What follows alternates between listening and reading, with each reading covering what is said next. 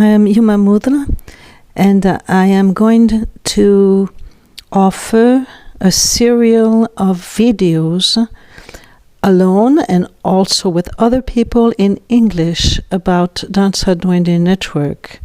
We want to create a structure of explanations about the philosophic and also about technical details of this project and of exercises, and regarding also many people who are part of the network and who are exploring this work on their own right. So I really invite all people to join in, maybe because you are interested to know about this work, maybe because you believe you could offer something to make this structure become more and more presentable and more available, because this is completely based on benevolent work, benevolent offerings, because we believe that it is very necessary nowadays to create means for people to enter deeply into their richness, their personal richness. And we also believe that working with your health, with the means of body, speech and mind, and creating more and more network of people who are able to join together with a motivation which is free from gain and free from fear of losing money or having more money, but really completely concentrated on the love for art and the love also for human qualities of taking care of the world, of taking care of life, of taking care of ourselves as being protectors of all beings, instead of maybe abusing from resources and abusing from animals, exactly the opposite. So this project has been created by myself in 2004.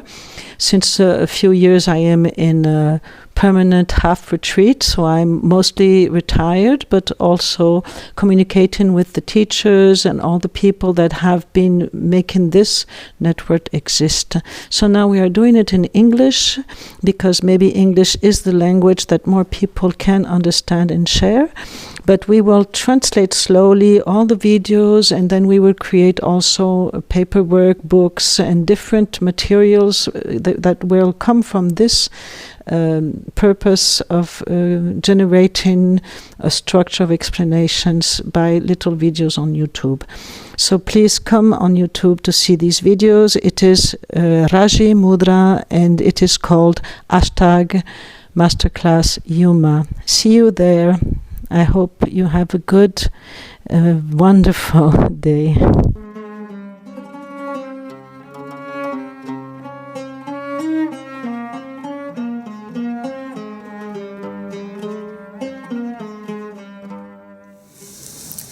Okay, hello. I am Yumma Mudra. This is my first video in English.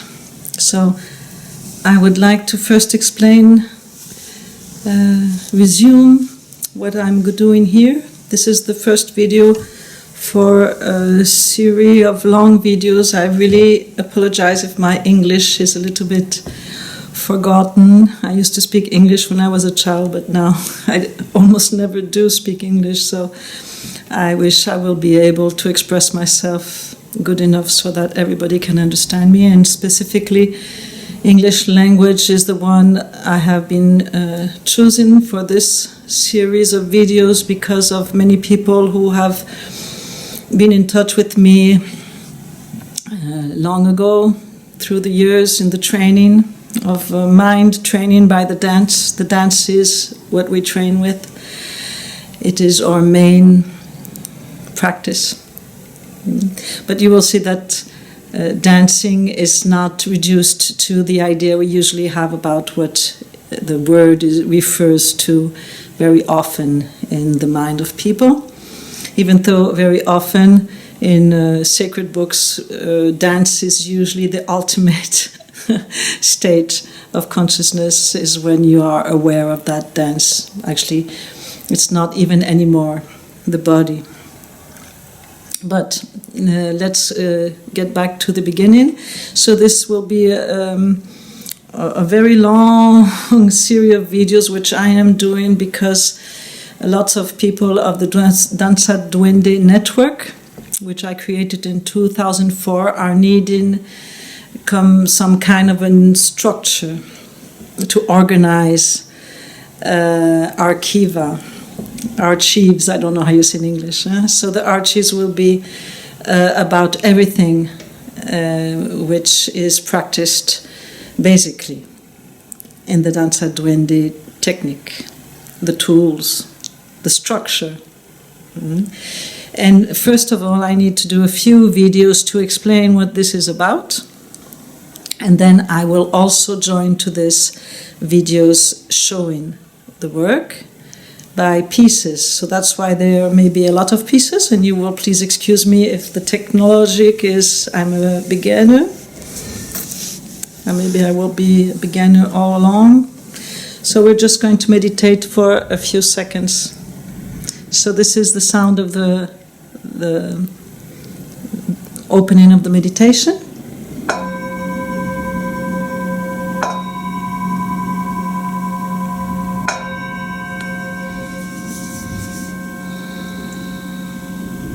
So I invite all of us to just relax. Relax your mind doesn't mean that you fall asleep, but even if you do, why not?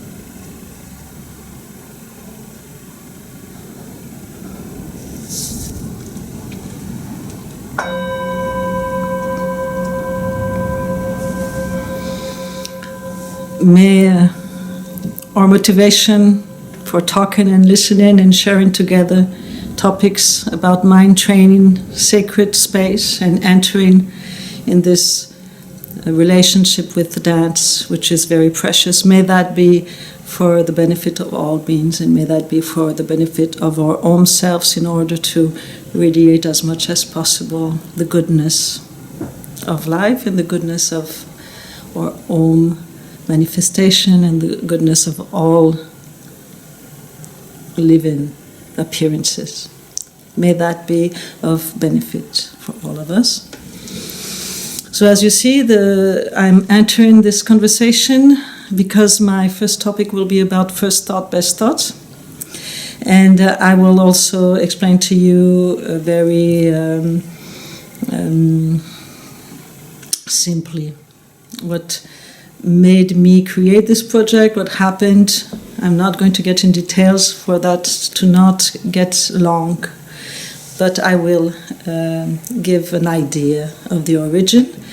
And also I'd like to tell you that usually my discipline, as much as it's possible, if I remember, is to always relate to where each thing I propose comes from. So in this case, the meditation and the mind training, mainly, most of it, 99% of it, comes from, I would say 98% comes from Tibetan Buddhism, 1% comes from my own intuition, and 1% would come from other traditions which I have been studying or in relation with. Tibetan Buddhism, Vajrayana. So why do I do that? Because I think it's very important nowadays that people may have the honesty, the courage, and the generosity to say where does it come from? Yeah?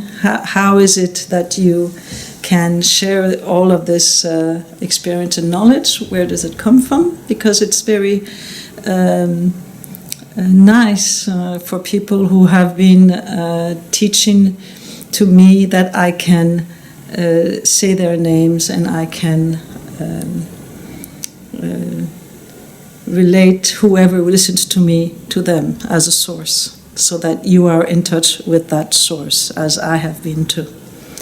Okay, so the Danza Duende Network, the word danza in Spanish, it's the same as dance in English. The word duende in Spanish does not exist in English. It does not exist in any language at all, so we will be talking about what duende means. And network is English, so we know what that is. And as nowadays lots of people are speaking English, even instead of their own language, we get it, no? Okay. So let's start about dance. So dance is usually understood as people moving around their bodies in relationship with music.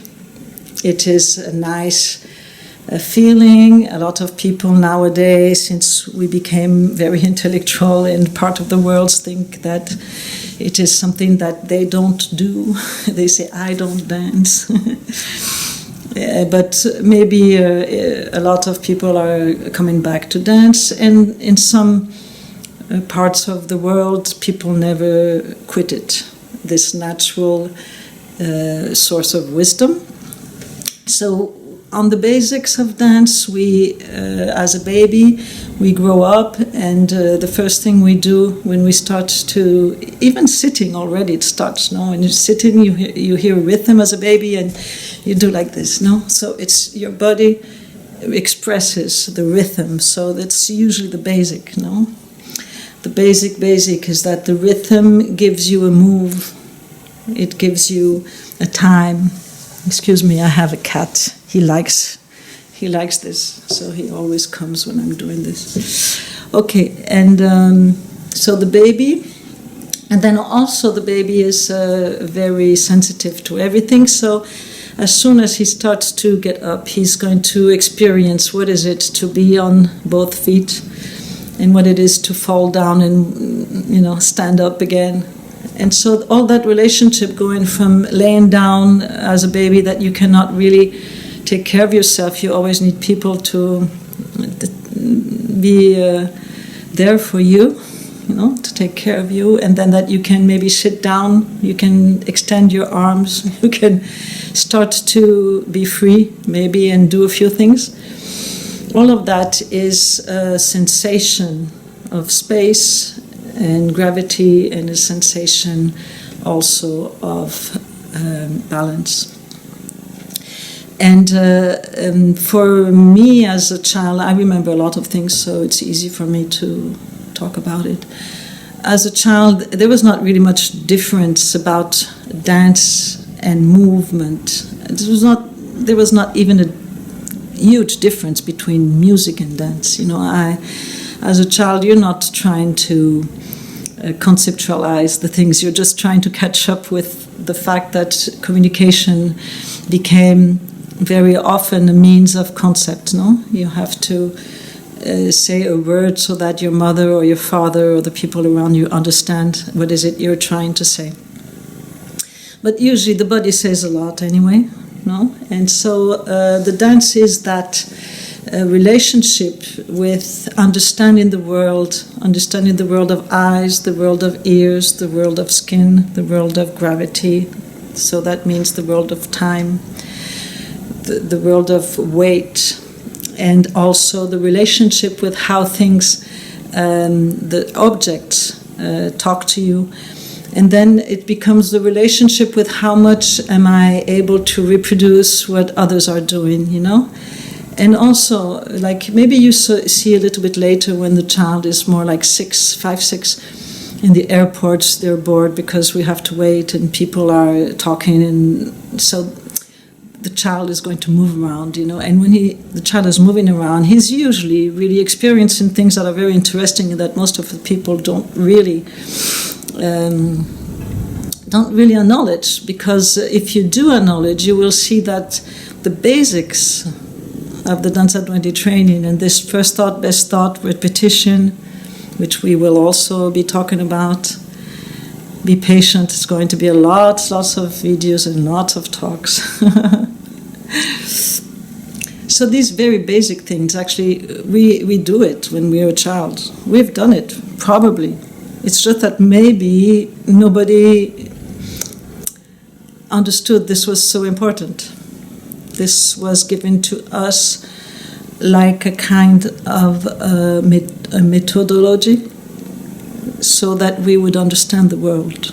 Because we are catching up not with separated perceptions, but in the beginning we are actually the whole of us is living in this swimming of being in space and in the same time keeping balance because of gravity. And so the whole thing comes together, and this is what later becomes an issue, because each movement becomes, and this is really what I have discovered on my own, that each movement we do is full of a memory of things that were happening, or that we were thinking, or that we kind of kept in our hard drive as the habit of that gesture. So the habit of walking, the habit of sitting, the habit of eating, the habit of going to the toilet, everything we do became related to a state of mind which later on may become automatic. That when I get up and I walk, there's a state of mind that starts to go on its own, because the gesture itself is related to that. I have a story a little bit, it doesn't have much to do with it, but maybe it's funny. We like coffee, and once I was in a workshop with lots of Spanish people, but we were in Belgium, and coffee in Belgium is usually not that, it's not really coffee, it's a little bit more like water and a color, a brown color. And so in that place, the place was related to religious people, and they wouldn't want people to take coffee, because for them coffee was part of intoxication. So they would give us false coffee. It was décaféiné, and they would say it's coffee, or even say nothing, but we didn't really realize that it was, décaféiné. And I started to have some headaches because I got used to drink coffee in the morning, but I don't care, If there's no coffee, it's okay. I don't care. But anyway, I just started to have headaches, probably because I was intoxicated, And then everybody was having headaches, and I was a little bit, really very worried, thinking, wow, why is it we're having headaches, all of us? Does it have to do with something we're doing? What's going on? And then, 2 days after, a Spanish girl comes to me and she said, well, the coffee, it's the caffeine, it's not real coffee. And I laughed so much, and I thought this was so great. Actually, I told them, you can keep on doing that. It's really funny. Because actually, after 3 days, we had no more headaches anyway. And what is it I want to say is that nobody noticed that the coffee wasn't waking them up. So this thing that people say, I need a coffee, to wake me up. Actually, you could give them a décaféiné, they wake up the same, because it's not completely, well, maybe I'm exaggerating, okay. But anyway, nobody noticed that the coffee was not waking them up. And there were about 20 people used to drink coffee, But this habit, the habit that this thing gives you this kind of state. And so you see that in dance, and this is what happened to me. I was trained in dance, in classical dance in the beginning, and I had first some teachers in the United States, Detroit, very nice people. I was always lucky because I was always in touch with people who were really had passion and goodness, and they were good to me. Even if they were tough sometimes, everything I studied, I had that very beautiful experience of being in touch with very, very generous and authentic people. So I really, from the depth of my heart, thank you so much. thank to my mother to give me this opportunity to study, even though we had no money, and we always managed to have things for free or for not too much. And she was working like crazy also to pay all of it. But then also this first teacher in the United States, she was Mrs. Lee, and her daughter, who was also Sandra Lee, and I learned a little bit of dance with them. I was very young, I was only 3 years old. Then we came to France, and in France, at that time, from 3 to 6 years old, 7, I studied tap dance, classical dance. That was mainly what we were doing. You know, like very cute American thing, you know. But anyway, I was already taking that seriously because I really had this kind of assurance I would be a dancer anyway. I was already a dancer in my mind, you know.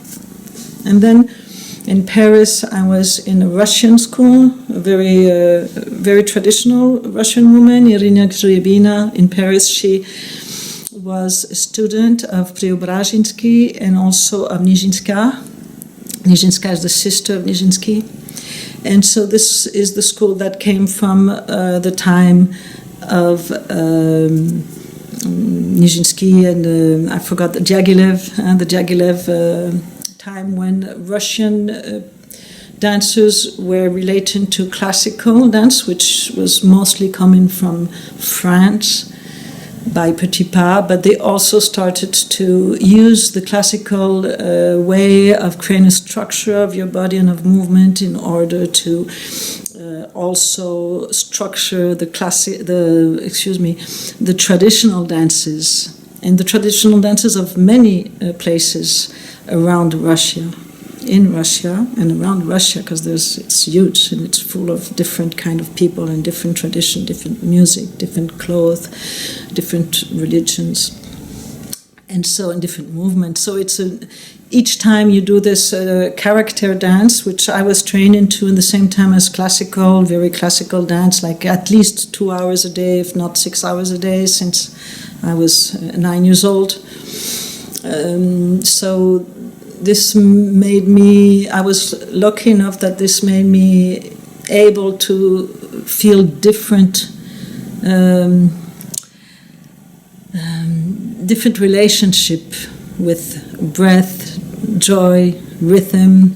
Like it's very different if your legs are en dehors, or if your legs are like this, or if your legs are like this. The whole thing is always different because it induces in your body reactions. So actually whatever you do, even if you're not aware of it, is what we call a yoga, either because it connects you to your own nature, which is what yoga does, what the word yoga means, is connecting to your true, deep nature, which is nature itself, okay? But whatever you do is a yoga when it also disconnects you, because it's a no yoga, if you like, you know? So without being aware of it, we kind of get used to disconnect. And it's not only that we disconnect our mind, it's that the body itself remembers how to be always disconnected, okay? By means of distraction, or by means of belief, or by means of whatever kind of habitude we have been able to create in order to disconnect. Amazing, isn't it? So we are so good at disconnecting that we could be just as good in connecting back. Connecting is not something you do, it's something you undo. So you just undo the disconnection. If you undo the disconnection, there's nothing to do, because you're automatically just in relationship with your nature, which is absolutely normal. Okay? And so I started to train, and there was something in this training which was absolutely excellent, and then also something that was a little bit a problem, and which has to do with culture itself, which is the fact that you train in order to become a dancer, and this was really very much my goal, And you do and we do and do again the movements, looking at yourself in a mirror, and as you are living this repetition of movement, your mind is projecting not only the future yourself, which is not yet yourself, because you are striving to become that image, no, of something later that you will be able to do. So this is also like a habit, no, of living the dance as something that you are doing in order to gain the value of being seen. So it is a problem. It is not in itself a problem. If you take that mindset out, it's no problem, actually, because whatever we train into ends up being very nice if we train a lot, specifically if you train when you're a child, and of course if you love it, which was my case at least, no? You know, some people, they train so much of these things, they end up hating it. It's true, huh? I've met a lot with dance and music and many things. People end up hating it, just specifically because of that. And the other problem is actually the relationship with the mirror, because the mirror is a very, very powerful tool. We know that. We have that in legends, we have that in mythology. We know that the mirror is really a door. It opens into something. And when you look at yourself in a mirror and you repeat the gesture, actually your mind prints the sensation of your dance outside of your own presence. And on the top of it, it's the opposite in front. So I'm not saying this in itself is a problem. What is a problem is not engaging into the knowledge of that as you're learning, that you would understand your relationship with the mirror as a magic relationship. Because space itself is what you're working with. And when you look in the mirror, you kind of close your perception into the form, and then maybe you completely forget that the form is emptiness, and emptiness is the form, and the form is nothing else than emptiness, and emptiness is nothing else than the form, as is said in the Heart Sutra from the Buddha Shakyamuni. And it is true.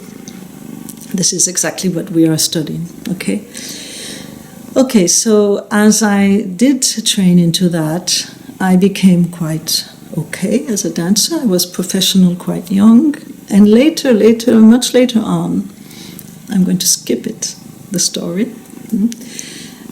I understood that there was something inside of me, and you remember my training was quite wider as an experience, because I had this character dances. So I did have dances with feet inside instead of outside. I did have dances that you could do things that you cannot do in classical dance. I did study like movements with the hips that you don't have in classical dance, all of that. And even though I was lucky enough, and I did study a lot of rhythm, because the rhythm is very important, and in character, dance of character, the rhythm is basic. You really have to understand about rhythm. And my teacher, she even made us understand about rhythm of all the classical pieces.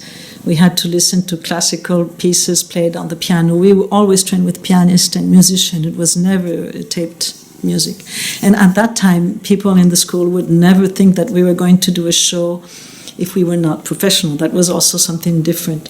Only the professional were given shows. In the school, there was not an idea of giving any show. It was really like the love of training and the love of the dance itself. So that was quite interesting, because people in the school were really relating to dance, this intimacy each day, you know, to get into that relationship with the dance, with a moment of yourself where you express the huge insight inside of you, which is not limited in time and not limited in space, but you have to give that inside of your limited time and space of this body, this moment of yours, that day of yours, how you feel that day, and the space where you are, if it's cold or it's hot, there's music, no music, all of that is how is it you can, in all this limitation, express and be? It's not expressing, actually. It's how can you be that unlimited inside? That is, you're full of that. So this is what's wonderful about dance as the basics. But then, if I come back to what is dance in general, it's also a way of communicating with people. It's a way of finding. Once upon a time, we used to find our boyfriends and girlfriends like that. And it was actually very interesting because these dances used to have codes that you could like make understand or not understand, that you like to feel that person when you dance with. Because when you dance with somebody, you feel things that are not the same, how would I say? You cannot really hide yourself when you dance. It's a little bit difficult not to show who you are. You know? So it's very interesting, actually, that the dances would be the place where we meet people for friendship and for also for expression of grief, expression of joy, all of these things. You know, it's so important. But dance is also the way to get in trance, the way to find healing. It's the way also to keep your body in shape in this richness of movements. You know? Whirling, jumping, going down, going up. All these things we do in the dances. Mm-hmm. And so when I started to understand that I had inside of myself a kind of habits that were giving me something that was changing my freedom, that was a problem, because there was no problem that my body is able to move. The problem is my mind that got completely under the power of this thing, like I have to be able to open the legs, I have to be able to go on the tippy toes, I have to be able to do this thing and that thing. And so all this tending to get to somewhere where I'm not, it's actually what usually people live nowadays, isn't it? We're all a little bit like jumping into this never-ending something we need and we never get, you know? We never get it. And once you get it, the other story is, how is it you're going to lose it? No?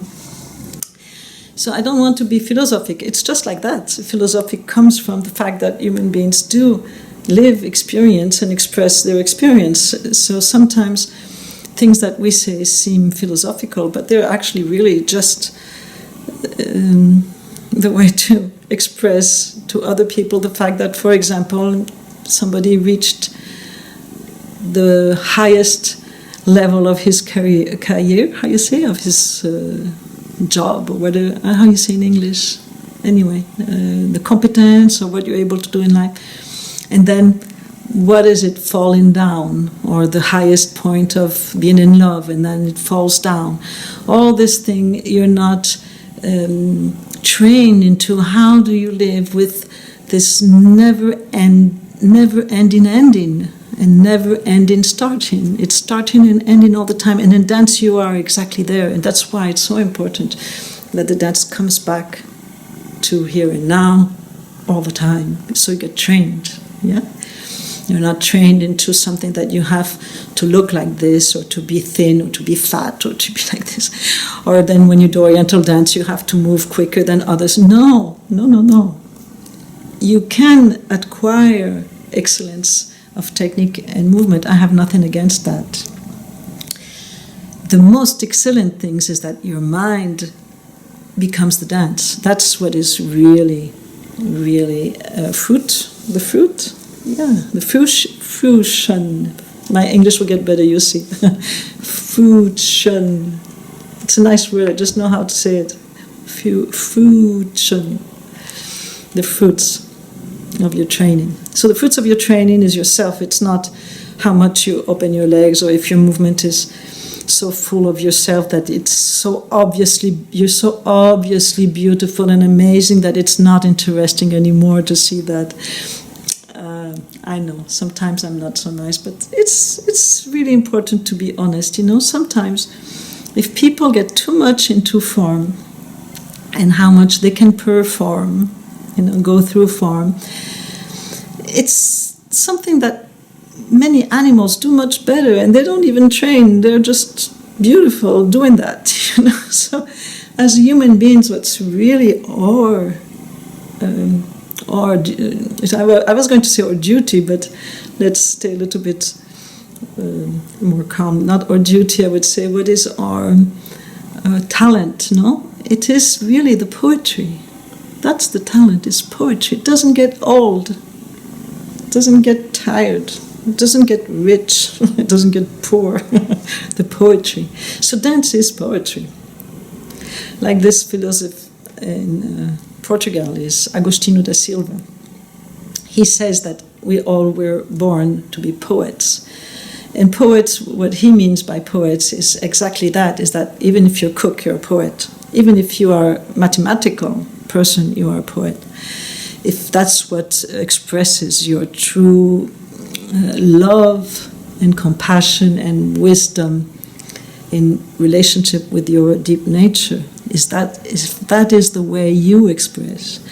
So now dance, in my case, is really the place where you can find everything. You can find geometric, you can find music, you can find painting, you can find writing, you can find stories, you can find mythologic, you can find drama, you can find peace, you can find war. The whole thing is in the dance. And for me, dance has always been the place where I'm happy. Alone, even as a child. The place where no matter how crazy grown people are, doing horrible things to each other, because I did see difficult things. No matter, when I dance, I'm in this incredible place, which is just inside of me since ever. And I don't know, it's not a place, actually, it's not a time, it's really the deepest nature that I always thought is our own nature of all of us. But the magic for me is that dance is that place. So it's not that you have to go somewhere, you just have to dance. And you can dance with very little. It doesn't mean that you have to do complicated things. For instance, like I have an age that is different than the age I had when I was a professional dancer. Now I'm not a professional dancer these times, but I do feel as a dancer it doesn't make any difference for me. But it doesn't matter if I can do very difficult movements and very complex and sophisticated things, or if what I am doing as a dancer is very subtle and very strongly alive in my body with very little, because maybe you get older or maybe you have a problem in your body. It doesn't mean that you're not in the dance. And also maybe I have to tell you that the dance is completely related with the breath, which is related to sound. So you can give back sound to dance. And so this is things we will be talking about. I didn't want to get too much technique. I want to stay for these first videos inside of the first set of how is the mind training, what is the mind training about? Why on earth did people get into the Danza Duende Network? What the hell is that thing? Because when you look at the people of the Danza Duende Network, if you know a few of them, they're so different and they do things that are so different that you don't really understand why they seem to be from the same family. They don't even speak the same language. No? So this is what we will talk about a little bit on these videos. And then we will talk about also the duende. In next video I will talk about duende. So I'm going to keep this video only about the dance and about how you get into this mind training by the dance. And the mind training means that you are training with the body and also with your in energy. You will need to get into how is that my energy is going out and coming back. How is it that I receive energy and I give back energy? And how is it that I can remain free? How can knowledge not bind me in my dance? How can technique not bind me in the dance? And how can I always remain fresh as a child, even though I am learning so much, and that learning is giving me each time more freedom? And that freedom also can come together with technique, together with excellence, together with even complexity, because the world is a world where we are complex, and the complexity really helps a lot sometimes people to concentrate. So the realm of simplicity is a very complex place to get to. So, of course, at the end, it's extremely simple, of course. But the complexity is that you do meet your ancestors, you do meet the habits, you meet this coffee that you think so much you can't live without it. It's an example. And all these things that you meet, you dance them, and they express, and they show you something else you didn't know that was there. And until that point where you get to that point where you suddenly start to understand that it's not just about myself. It's not only about myself. But first, of course, I do have to get to a point where myself doesn't get in the way. You know, myself doesn't stop me from my journey into my passion with the deep nature of humankind. So, kind human, I wish to all of us a very nice year. This is the first day of the Tiger of Water Tiger 2022. It's the beginning of the moon. The moon is still hiding with the sunshine. And so this is the beginning of this year for lots of people in Asia. And so I wish to all of us that this year may be a year that we enter into the deep humankind, which we deserve and we need so much, really. So may our practice be of benefit for all beings. May it bring us to be healed and to be kind and to be also funny and happy.